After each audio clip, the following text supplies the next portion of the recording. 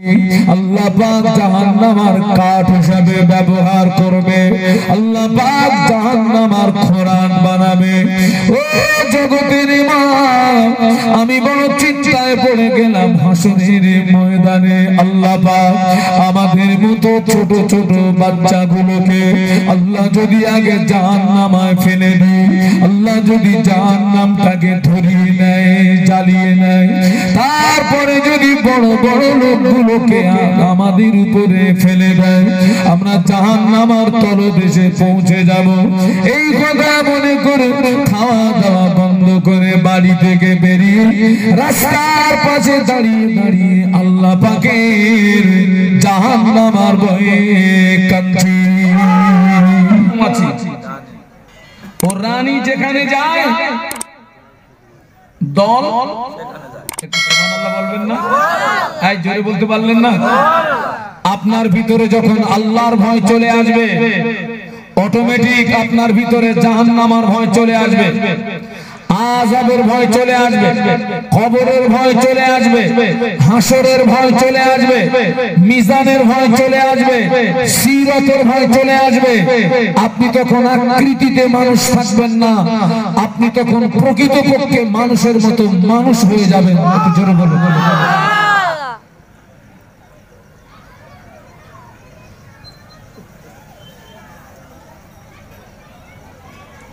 মিজান মিজান আল্লাহ হাসরের ময়দানে ইনসাফের পাল্লা খাড়া করবেন। সুবহানাল্লাহ বলুন। কিসের পাল্লা? জোরে জোরে বলতে পারেন না? ইনসাফের পাল্লা। পাপ নেকিকে কি করা হবে? যার গুনার পাল্লাটা ভারী হবে, ঠিকানা জাহান্নাম। যার নেকির পাল্লাটা ভারী হবে, আল্লাহ পাকের রহমতে, আল্লাহ পাকের দয়ার জান্নাতে চলে যাবে। এখন আপনারা বলেন, ওই মিজানের ভয় আছে না নেই? নেকির পাল্লাটা ভারী হবে না গুনার পাল্লাটা ভারী হবে? আমাদের কোনটা ভয় লাগে? এই ভয় আছে? হাসরের ময়দানে পুল সুরাতটা পার হতে হবে না হবে না? এই ছেলেরা কত বলো না কেন? পুল সুরাত কত বছরের রাস্তা? কত? 1500 বছরের রাস্তা। কত? তলোয়ারের চেয়ে সরু হবে, তলোয়ারের চেয়ে ধার হবে, চুলের চেয়েও পার হওয়া যাবে তো? আল্লাহ পার করে দেবে। আরে আল্লাহ পার করে দেবে ওটা বললে হবে না, আল্লাহ তো পার করে দেবে, কিন্তু পার করার কাজটা করতে হবে তো। ও কাজটা করবেন না, আল্লাহ পার করে দেবে। সেই কাজগুলো হচ্ছে আজকে সমাজে। আমি তো সেটাই বলছি। পুলসুরাতের ভয় আছে ইনশাআল্লাহ। ওই আল্লাহর ভয়টা যখন আপনার ভিতরে চলে যাবে, ওই টোটাল ভয়গুলো আপনার ভিতরে জমা হয়ে যাবে। বলুন সুবহানাল্লাহ। আপনি তখন আকৃতিতে মানুষ থাকবেন না, তখন আপনি কি হবেন? প্রকৃতপক্ষে মানুষের মতো মানুষ হয়ে যাবেন। একটু সুবহানাল্লাহ। বাবা, পৃথিবীর মানুষকে ভয় করে আপনার জীবনে কোনো লাভ আছে? না। আল্লাহকে ভয় করে লাভ আছে না নাই? লাভ আছে। কতটা লাভ দেখুন। পৃথিবীর কোন মানুষ আপনার জীবনের গুনাহ মাফ করতে পারবে? না। কোন নবী, কোন রাসূল? না। আল্লাহ বললেন, ইন্নাল্লাযীনা ইয়াখশাউনা রাব্বাহুম বিল গায়বি লাহুম মাগফিরাতুন ওয়া আজরুন কাবীর।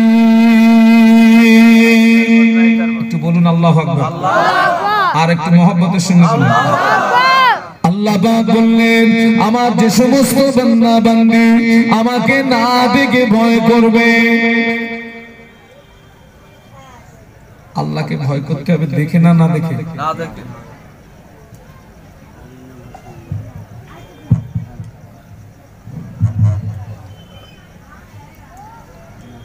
আল্লাহকে ভয় করতে হবে না দেখে। জাহান্নাম আযাব আল্লাহ পাক বললেন আমার যে সমস্ত বান্দা বান্দি আমি আল্লাহ পাক আমাকে না দেখে ভয় করবে, আমি আল্লাহ পাক ওই সমস্ত বান্দা বান্দিদের উপরে খুশি হয়ে, ওই সমস্ত বান্দা বান্দিদের উপরে রাজি হয়ে আমি আল্লাহ পাক ওই সমস্ত বান্দা বান্দিদের জীবনের সমস্ত গুনাহগুলোকে আমি আল্লাহ পাক মাফ করে দিই।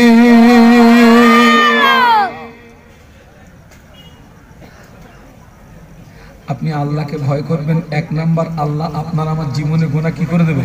মাফ করে দেবে।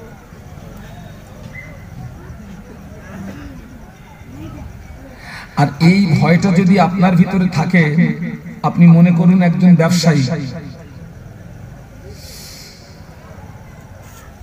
ব্যবসায় মানুষকে ঠকানো যায় না? যায় না? যায় না? আপনি যখন ব্যবসায় বার হবেন, আল্লাহর ভয় যদি আপনার ভিতরে থাকে, আপনি কাউকে ঠকাতে পারবেন না। আপনি একজন চাষী, আপনি জমিতে ফসল চাষ করছেন, আল্লাহর ভয় যদি আপনার ভিতরে থাকে, কোদালটা পরের আলে পড়বে গা?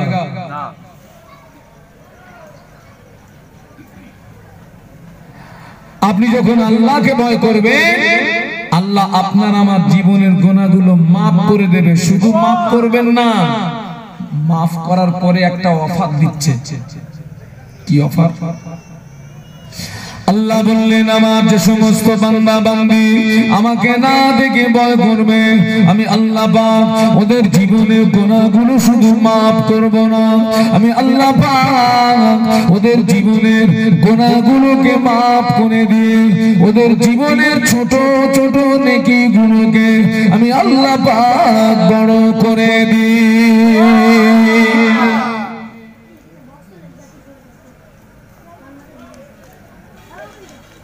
এক নাম্বার জীবনের গুনাহ মাফ করে দেবে, আর দুই নাম্বার জীবনের ছোট ছোট নেকিগুলো কি করে দেবে? একটু সুবহানাল্লাহ বলবেন না? একটু মহব্বতে বলবেন না? আজকে শুধু আমার বক্তৃতার মূল পয়েন্ট আল্লাহকে ভয় করতে হবে। সমাজের অনেক মানুষ আমাদের দেখে ভয় করে, মসজিদের ইমামকে দেখে ভয় করে, লাভ নাই, লাভ নাই। অনেক মায়েরা হুজুরদের দেখলে মাথায় কাপড় দেয়, হুজুর চলে গেলে কি হয়? ও মা, হুজুরকে ভয় করো না মা, আল্লাহ।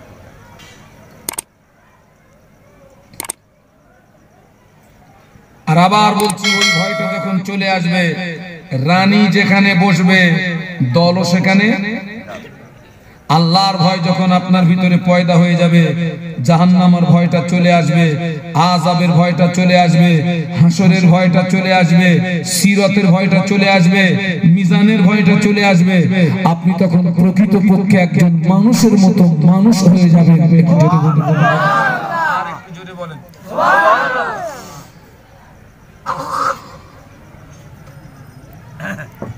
আল্লাহ পাক আজকে এত কিছু দেখাচ্ছে, আমাদের এত কিছু দেখাচ্ছে, এরপরেও ব্রেনটা খোলে না। ও মুরব্বীরা, গরুর মুখে কি দিতাম? পরের ফসল খাবে তাই কি দিতাম? মুখোশ। আমাদের ওদিকে বলে ঠুসি, আবার অনেক দিকে বলে গেঁজে, এদিকে বলে মুখোশ। আজকের সেই মুখোশ কাদের মুখে? এরপরে লজ্জা হয় না? আমরা তো গরুর মুখে পরিয়েছিলাম, আর এখন সেই মুখোশ নিজেরা নিজেরা কি নিজের মুখে, এরপরে লজ্জা হয় না? রাগ হচ্ছে নাকি? বাস্তব বলছি না অবাস্তব বলছি? আল্লাহ পাক সবে দুটো, আল্লাহ পাক সবে মুখ বেঁধেছে, এরপরেও যদি সোজা না হয় এবার চোখ বাঁধবে, মারবে, পালানোর রাস্তা খুঁজে পাবা না। এই তেঁতুলবেড়িয়ার জওয়ান, তেঁতুলবেড়িয়ার যুবক, তেঁতুল বেড়িয়ার মা বোন আল্লাহ সবে মুখ বেঁধেছেন, এরপরেও যদি পরিবর্তন না হন, এরপরেও যদি সোজা না হন, এরপরে যদি ভালো না হন, এবারে কি বাঁধবে বলেছি? চোখ।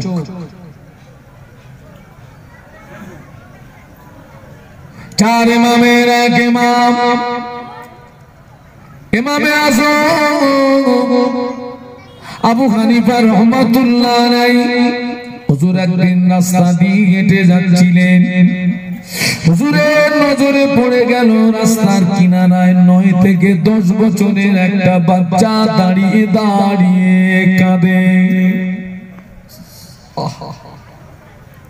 চার ইমামের এক ইমাম, ইমামে আযম আবু হানিফা রাহমাতুল্লাহ আলাইহি গুটি গুটি পায়ে ওই বাচ্চাটার নিকটস্থ হয়ে বললেন, বাবা ছেলে কাঁদো কেন?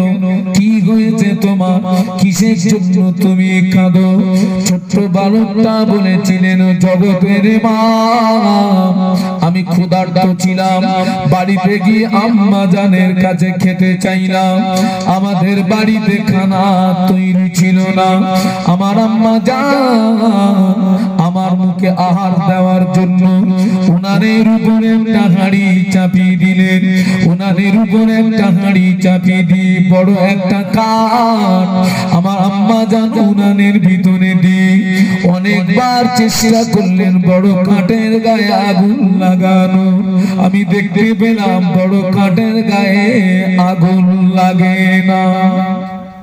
আগে আমাদের মাচা ছিল এরকম করতো না, বড় কাঠ মানে দিয়ে কি করতো? ও জগতের ইমাম, বড় কাঠের গায়ে যখন আগুন না লাগলো, আমার আম্মা জান উনানের ভিতর থেকে বড় কাঠটাকে টেনে বার করে নিয়ে ছোট ছোট কাঠ, কুচি কুচি কাঠ উনানের ভিতরে দিয়ে একবার যেই না আগুন লাগিয়ে দিলেন, অতি সহজে ছোট কাঠের গায়ে আগুন লেগে গেল, উনানটা জ্বলে উঠলো, উনানটা ধরে উঠলো। আমার আম্মা জান পূর্বের সেই বড় কাঠ এবারে যেই উনানের ভিতরে দিয়েছেন, অতি সহজে বড় কাঠের গায়ে আগুন লেগে গেল। মায়ের রান্নার দৃশ্যটা দেখে কোরআনের একটা আয়াতের কথা মনে পড়ে গেল। আল্লাহ পাক কোরআনে বলেছেন, ওয়াকুদুহান নাস ওয়াল হিজারা। ও জগতের ইমাম, আল্লাহ পাক কাল হাসরের ময়দানে তার একদল বান্দা বান্দি দিগকে এবং জমিনের পাথর দিয়ে আল্লাহ পাক জাহান্নামের কাঠ হিসাবে ব্যবহার করবে, আল্লাহ পাক জাহান্নামের খোরাক বানাবে। ও জগতের ইমাম, আমি বড় চিন্তায় পড়ে গেলাম হাসরের ময়দানে আল্লাহ পাক আমাদের মতো ছোট ছোট বাচ্চাগুলোকে আল্লাহ যদি আগে জাহান্নামায় ফেলে দেয়, আল্লাহ যদি জাহান্নামটাকে ধরিয়ে নেয়, জ্বালিয়ে নেয়, তারপরে যদি বড় বড় লোকগুলোকে আমাদের উপরে ফেলে দেয়, আমরা জাহান্নামের তলদেশে পৌঁছে যাব। এই কথা মনে করে খাওয়া দাওয়া বন্ধ করে বাড়ি থেকে বেরিয়ে রাস্তার পাশে দাঁড়িয়ে দাঁড়িয়ে আল্লাহ পাকের জাহান্নামের ভয়ে কাঁদছি। বলতে পারলেন না? আজ জোরে বলতে পারলেন না? তাকবীর দেন তো, নারায়ে তাকবীর। আরো জোরে বলেন, নারায়ে তাকবীর। বাচ্চাটার বয়স কত বলেছি? 9 থেকে। আমাদের বয়স কত? বাল তো পাক গিয়া। আরে বাল মানে চুল, হিন্দিতে বাল মানে চুল। পাক গিয়া, এত কিছু দেখাচ্ছে আল্লাহ। তোরা এইটাই বুঝতে পারলি? হ্যাঁ,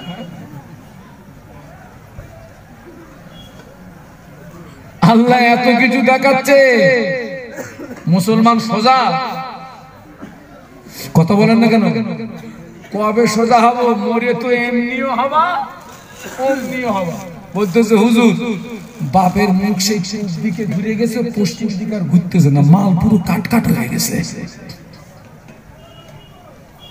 কবরের ভিতরে নামিয়ে দিয়ে যতবার পশ্চিম দিকে ঘুরিয়ে দিচ্ছে, স্প্রিং খেয়ে পূর্ব দিকে চলে আসতেছে। কারণ ও সারা জীবন মুখ ঘুরিয়ে রেখেছে কোন দিকে? কথা বলেন না, পূবি পশ্চিমী ঘরে। সারা জীবন তো পূব দিকে ঘুরেছিলি, এখন করবে কেন?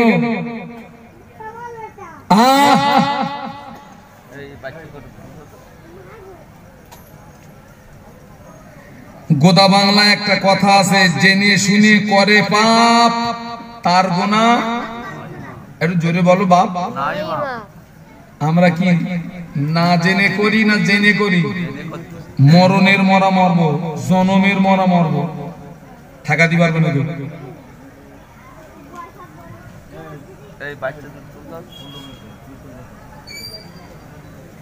9 থেকে 10 বছরের একটা বাচ্চা মায়ের রান্নার পদ্ধতিটা দেখে জাহান্নামের কথা মনে পড়ে গেছে। বলুন আল্লাহু আকবার, বলুন আল্লাহু আকবার। আজকে আমরা দেখুন তো ভাই, আমার সোনার ছেলেগুলোর জীবন নষ্ট হয়ে গেল, মেয়েদের জীবনগুলো নষ্ট হয়ে গেল, আমাদের অধিকাংশ স্ত্রীদের জীবনগুলো নষ্ট হয়ে গেল। আর আর কবে ভালো হব? কবে? রক্তের গরম সারা জীবন থাকে না। এখান থেকে 15 বছর আগে যারা আমাকে দেখেছে এখন অনেকে চিনতে পারে না। এখান থেকে 15 বছর আগে যারা শাহানুরকে দেখেছে এখন অনেকে চিনতে পারে না। হুজুর আপনি এইরকম হয়ে গেছেন। বাবা রাত জেগে রোগে আমি তো এখন 50-50 হয়ে গেছি।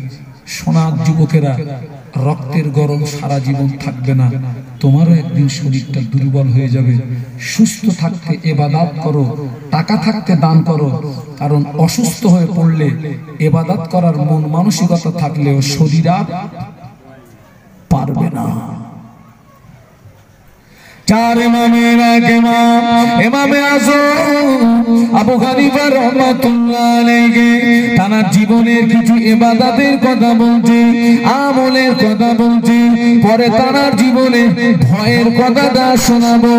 ইমামে আযম আবু হানিফা রাহমাতুল্লাহ আলাইহি হুজুর আমার আল্লাহ পাক 70 বছর হায়াত দিয়েছিলেন। চার ইমামের এক ইমাম ইমামে আযম 70 বছরের ভিতরে একবার দুইবার না 55 বার আল্লাহর খানায় কাবার হজ করেছিলেন। জোরে বলতে পারলেন না? জোরে বলতে পারলেন না? 70 বছরে। আমার বসিরহাটের বড় মাওলানা কথাটা লিখেছেন, আল্লামা রুহুল আমিন রাহমাতুল্লাহ আলাইহি হুজুর লিখেছেন ইমামে আযম 70 বছরে 55 বার হজ করেছেন। চার ইমামের এক ইমাম ইমামে আযম আবু হানিফা রাহমাতুল্লাহ আলাইহি প্রতিদিন 5 ওয়াক্ত নামাজ ছাড়া ইশা নামাজের পরে 2 রাকাত করে নামাজে নিয়াত করেছেন। আর ওই 2 রাকাত নামাজে আল্লাহ পাকের কোরআন শরীফটা একবার করে খতম করে দিয়েছেন। বলুন সুবহানাল্লাহ। আচ্ছা আমি বললাম আর আপনারা সুবহানাল্লাহ বলে দিলেন, কয়েক সেকেন্ডে কাজ পুরো ফিনিশ করতেছি না? কথা বলেন না। 2 রাকাত নামাজে এক খতম কোরআন পড়া কি 4 ডিগানি কথা মনে করেছেন? এই ছেলেরা 2 রাকাত নামাজে এক খতম কোরআন পড়া 4 ডিগানি কথা মনে করেছো? স্বাভাবিকভাবে মসজিদে ফজরের ফরজ নামাজে ইমাম সাহেব কেরাতটা ছোট করে না লম্বা করে? এই জোরে বলে লম্বা করে। অনেক মুসল্লি আছে পিছন দিক দিয়ে আবার সিগন্যাল দেয়, ছোট করো ছোট করো।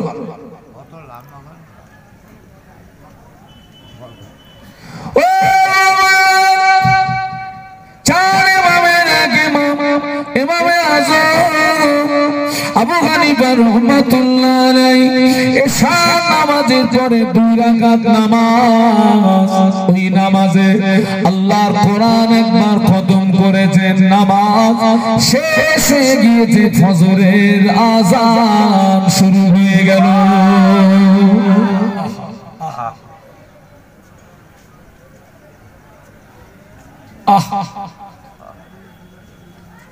আজকে আমাদের ছেলেগুলো কি করছে? নামাজ পড়ে না, মসজিদে যায়, কত বড় না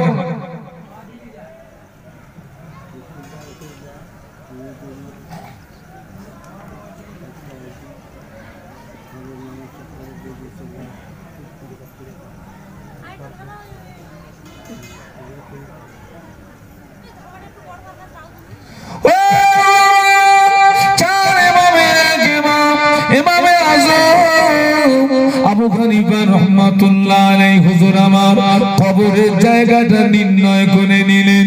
ভক্ত মুরিদদের ডেকে বললেন, বাবা আমার ইন্তেকালের পরে এই জায়গাটায় আমায় কবর দিবি বাবা, এই জায়গাটায় আমায় দাফন করবি বাবা। কবরের জায়গাটা নির্ণয় করে নিয়ে ইমামে আযম আবু হানিফা রাহমাতুল্লাহ আলাইহি কবরের পাশে দাঁড়িয়ে দাঁড়িয়ে দাঁড়িয়ে দাঁড়িয়ে 1000 বার নয়, 2000 বার নয়, ইমামে আযম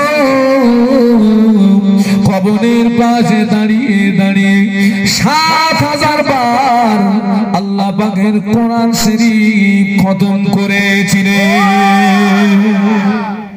কত হাজার বার? 8000। 7 1 2 3 4 5 6 7 6 0 60 না। ইমামে আযম কবরের পাশে দাঁড়িয়ে 7000 বার কোরআন খতম করলেন, আর আমাদের ছেলেরা জানুয়ারি মাসে ওর বাপের কবরের পাশে গান দেয়। এই ঠিক বলছি না ভুল বলছি? তেঁতুল বেরিয়ে হয়তো ওরকম কেউ নাই, হয়তো একটু মদ টদ খায়।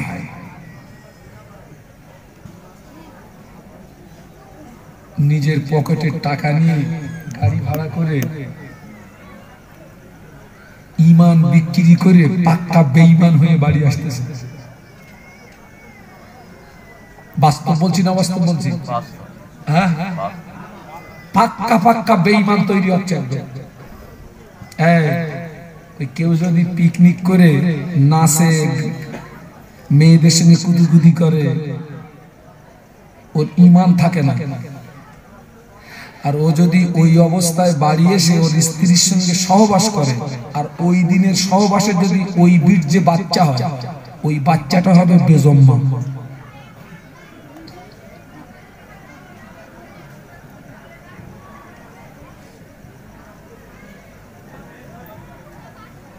একজন কাফের একজন মুসলিম মেয়েকে একজন কাফেরের সঙ্গে যদি বিয়ে দিতে হয়, তাহলে 1 নাম্বার শর্ত কি?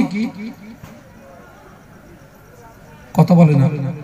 একজন মুসলিম মেয়েকে একজন অমুসলিমের সঙ্গে যদি, মনে করুন দুজনের ভাব ভালোবাসা হয়ে গেছে, বিয়ে হবে, তো বিয়ে দিতে গেলে 1 নাম্বার কাজ কি? ওই পুরুষটাকে ঈমান আনতে হবে। কি আনতে হবে? জোরে জোরে বলুন, ঈমান আনতে হবে। তুমি ওই কাজ করেছো মানে তোমার ঈমান কি হয়েছে?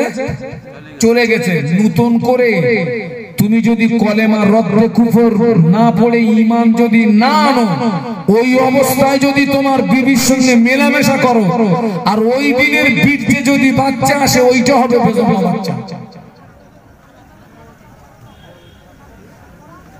আজকের আমার সমাজে সুসন্তানের সংখ্যা বেশি না কুসন্তানের সংখ্যা বেশি? কুসন্তানের হবে না কেন? ও তো ওইসব করিয়ে এসে তো ওইসব করতেছে। ও কি জাত তৈরি হবে?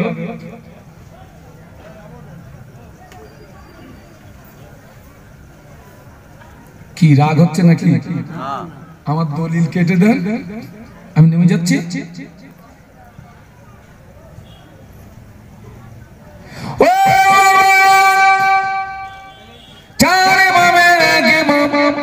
ইমামে আযম আবু হানিফা রাহমাতুল্লাহ আলাইহি হুজুর আমার হাত পাকে চলে গেলেন, আল্লাহর খানায় কাবা তওয়াফ করলেন, মাকামে ইব্রাহিমের নামাজ পড়লেন, জমজমের পানি পান করলেন, সাফা মারওয়া সাই করলেন, মিনা মুজদালিফা অবস্থান করে একদিন গভীর রাত খানায় কাবা এসে দেখে কাবা ফাঁকা।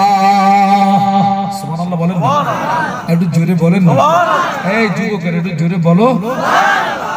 কাবা এসে দেখে কাবা। আরে ভাই, ইমামে আজমের জমানায় তো এত মানুষ ছিল না, এত হাজি পাওয়া যেত না। কোথায় সেই ইমামে আজমের জমানা, কত বছর সে?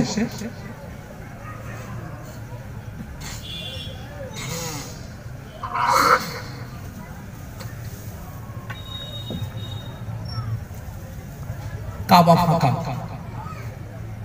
এখানে হাজি সাহেব কারা আছেন একটু হাত তোলেন তো। আল্লাহর হাজি বান্দা একজন আছেন, আলহামদুলিল্লাহ, দুজন, তিনজন আছেন, চারজন আছেন। যারা যেতে পারেননি আমি আপনাদের জন্য দোয়া করি, আল্লাহ যেন খানায় কাবার মেহমান হিসেবে কবুল করে নেন। বলুন আল্লাহুম্মা আমিন, বলুন আল্লাহুম্মা আল্লাহ। কাবা শরীফের গেলাফ স্পর্শ করে দোয়া চাইলে ওই দোয়াটা আল্লাহ পাকের দরবারে কবুল হয়ে যায়। মাকামে ইব্রাহিমে দাঁড়িয়ে দোয়া চাইলে ওই দোয়াটা আল্লাহ পাকের দরবারে কবুল হয়ে যায়। কাবা শরীফের দরজা ধরে দোয়া চাইলে ওই দোয়াটা কবুল হয়। হাতিমে দাঁড়িয়ে দোয়া চাইলে ওই দোয়াটা কবুল হয়। মুলতাজিমে দাঁড়িয়ে দোয়া চাইলে ওই দোয়াটা কবুল হয়। সাফা পাহাড়ে দাঁড়িয়ে দোয়া করলে ওই দোয়াটা কবুল হয়। মারওয়া পাহাড়ে দাঁড়িয়ে দোয়া করলে ওই দোয়াটা কবুল হয়। ইমামে আজম গভীর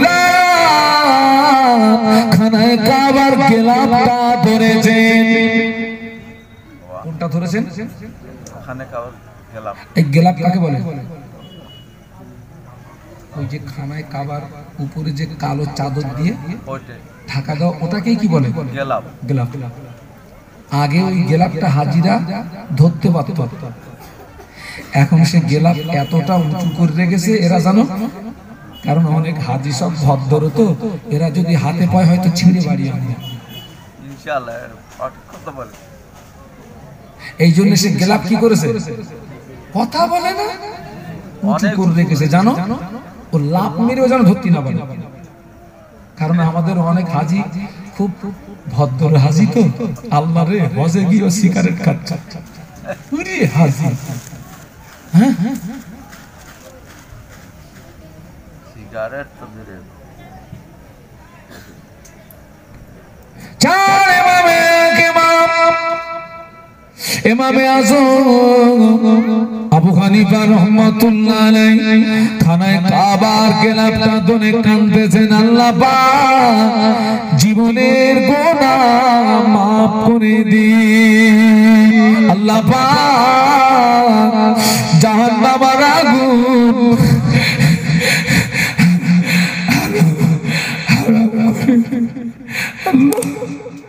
আমার মরণের পরে আমায় যেন জাহান্নামে ফেলে জ্বালাবেন না, আল্লাহ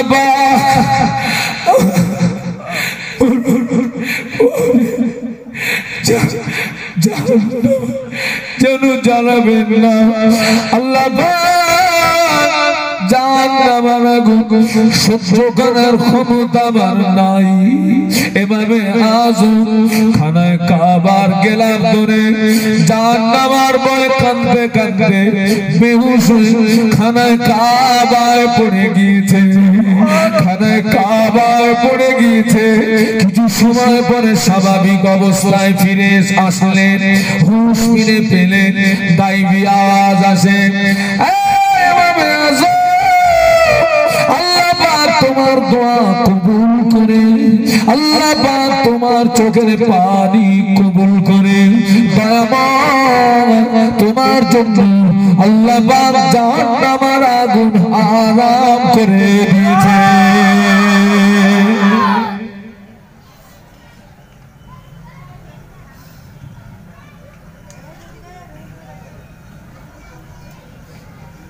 একটু ভাবুন তো, আমাদের জীবনে তো কিচ্ছু নেই।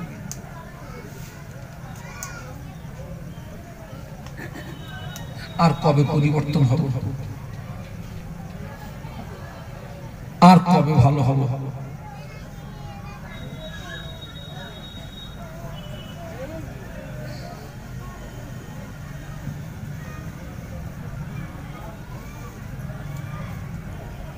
দরুদ শরীফ আল্লাহুম্মা পড়ো বাবা।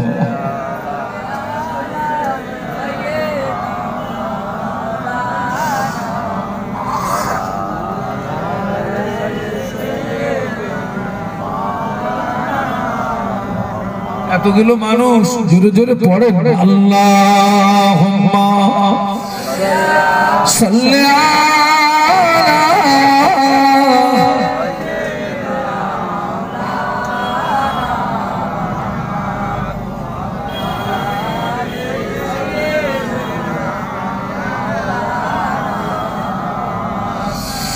मुझे नाज है अपनी खुशकिस्मती पर, मेरे हाथों में है दामने मुस्तफा की, नगम गए फुआर का न तूफा का परवा, मैं डूबूंगा फिर भी किनारा करूंगा। अल्लाहुम्मा पढ़ो बाबा, ছেলেরা জোরে জোরে পড়ো।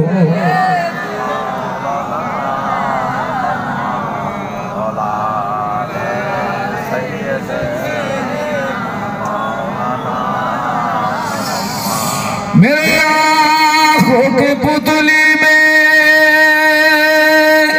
जलवा मोहम्मद का, मेरे दिल के आईने में नक्शा है मोहम्मद का।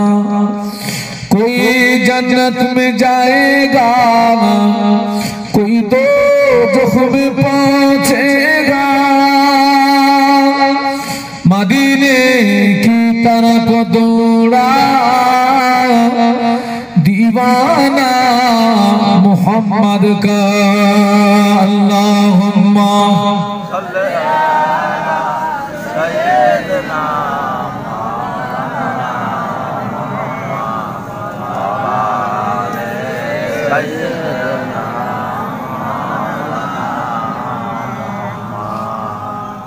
जवान जुगो ছেলে বাচ্চা,